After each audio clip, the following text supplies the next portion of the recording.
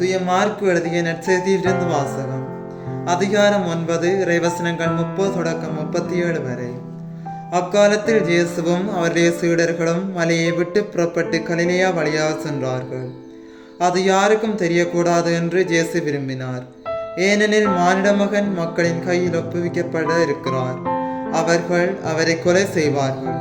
கொல்லப்பட்டு 3ஆம் நாட்களுக்கு பின் அவர் உயிர் தெழுவார் என்று அவர் தம் சீடருக்கு கற்பித்துக் கொண்டிருந்தார். அவர் சொன்னது அவர்களுக்கு விளங்கவில்லை. அவரிடம் விளக்கம் கேட்கவும் அவர்கள் அஞ்சினார்கள்.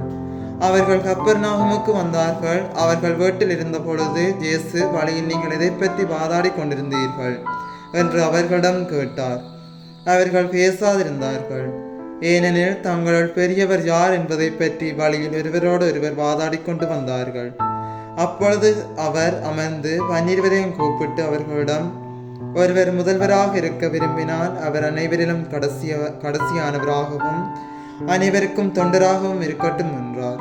பிறகு அவர் ஒரு சிறு பிள்ளையை எடுத்து அவர்கள் நடுவே நிறுத்தி அதை அரவணைத்துக் கொண்டு, இத்தகைய சிறு பிள்ளைகளுள் ஒன்றை என் பெயரால் ஏற்றுக்கொள்பவர் எவருமே என்னை ஏற்றுக்கொள்கிறார். என்னை ஏற்றுக்கொள்பவர் என்னை மட்டுமல்ல, என்னை அனுப்பியவரையும் ஏற்றுக்கொள்கிறார் என்றார்.